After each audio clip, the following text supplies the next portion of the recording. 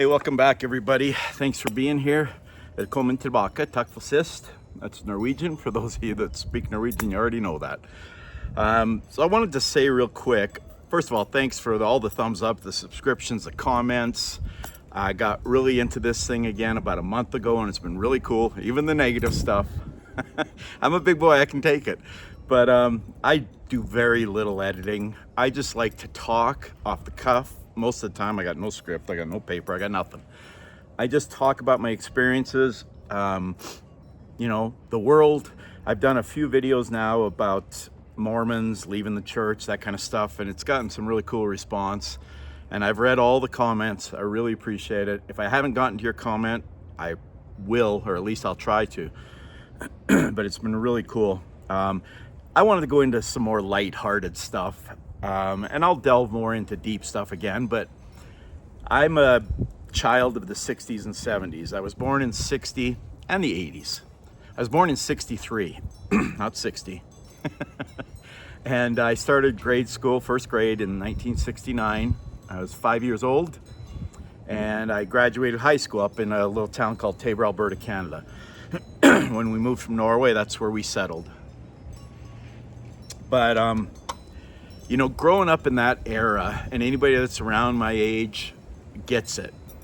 1979 is when I got my driver's license, and I got it the first day I could. Up there, back then, I don't know how it is now, but you could get your learner's permit at 14, excuse me, and you could drive as long as you had an adult in the car. An adult was anybody over 18. So it was pretty cool. So I did a lot of driving long before I was 16.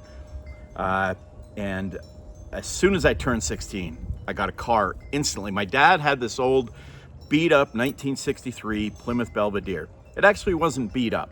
All the windows were busted out of it. Vandalism.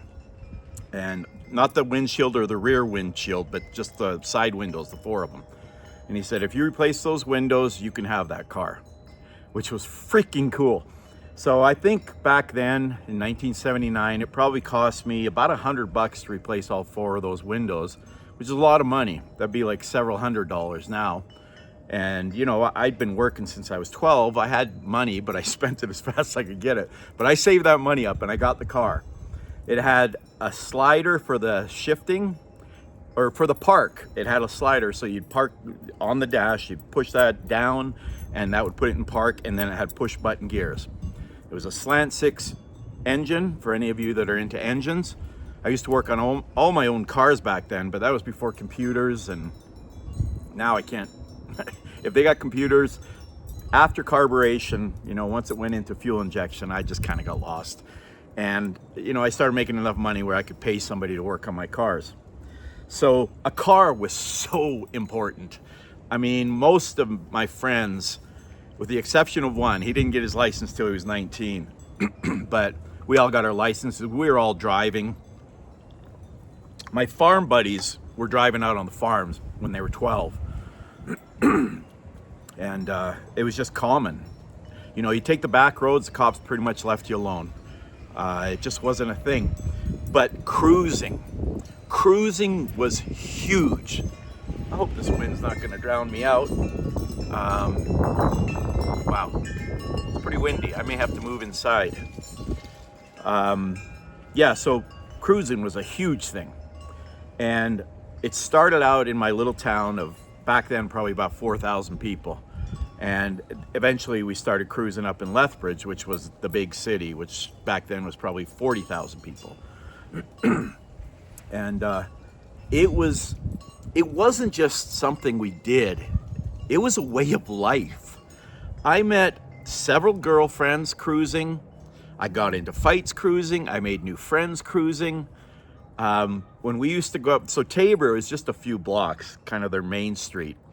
And it was probably, trying to picture it, 3 or 4 blocks this way and like 1-2 blocks this way.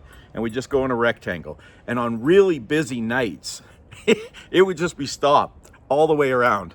Even in this little town, everybody that had a car was cruising. And you know, you'd roll your window down and talk to the person going the other way. We eventually graduated up to going to the big city, and that's when it got really cool. cruising there was a several mile strip. If anybody's from Lethbridge, you know this. There's 4th Avenue and Mayor McGrath. And you would come down Mayor McGrath, go all the way up west on 4th, come back around, go all the way south on Mayor McGrath, and you'd do that for hours. You'd meet people, you'd be, let's go have a beer, let's go, talk.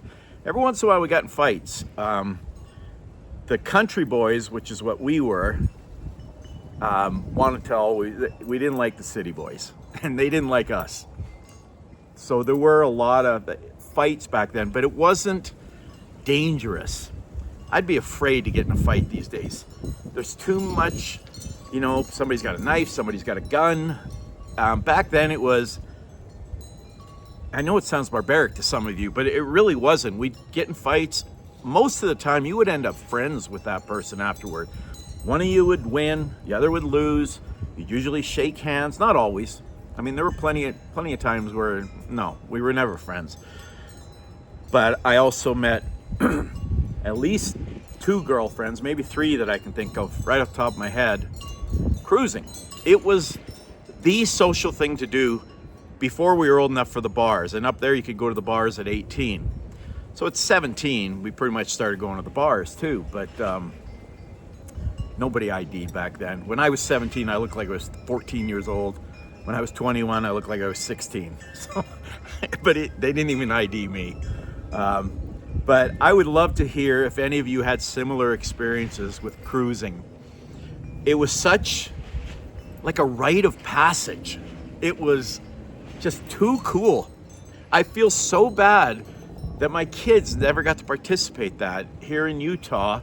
It wasn't a big thing. There was a little bit of it down here in our town in Main Street. But it wasn't a big thing. And there are so many things that I grew up with that are just gone. And it makes me sad. I mean, I know kids nowadays have different things that they're into, but social media, which don't get me wrong, I love it. I'm on here, I'm on TikTok. By the way, if you're interested, my TikTok account is the same name as here, Norwegian Arnold. And we do a lot of music over there. It's mostly music.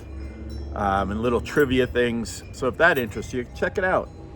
But yeah, I would love to hear your stories, especially if you're, I don't know, over 50. Odds are you've probably cruised. And back in the day, especially if you had a pickup truck or a car with a bench seat, your girl would sit right by you. She would not sit on the other side.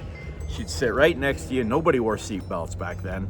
A lot of cars didn't even have seat belts back then. If you had an older car, like my 63 Plymouth, I doubt it had seat belts. When we were kids, my parents never put us in seat belts, neither did anybody else's parents.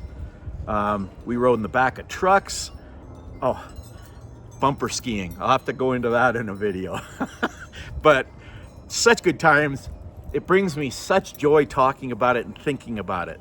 So if you've got some similar experiences, I'd love to hear them. I seriously, I love reading comments that are like, hey, I grew up in Tucson, Arizona, or Great Falls, Montana, or Chicago, Illinois, or Indonesia, or Norway, or wherever.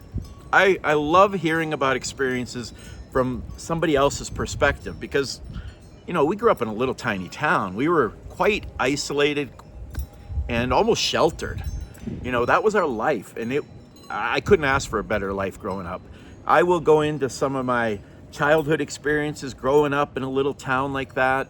It was basically the movie Stand By Me. That was my childhood. But we'll end this for now. Thanks again for the thumbs up, for the subscriptions. I really appreciate it. This is so much fun. If you want to leave a comment, I will read it. If you want to slam on me, I might read it, but I will never, ever respond to it. Frankly, I feel bad for people that have to go into other people's social media and slam on them. It's like, what's wrong that you feel this need to reach out and lash out on other people? I try really hard to keep everything positive. I try to be a happy dude. I have my moments, just like anybody else, but I really try to be happy and positive and try to look at the good.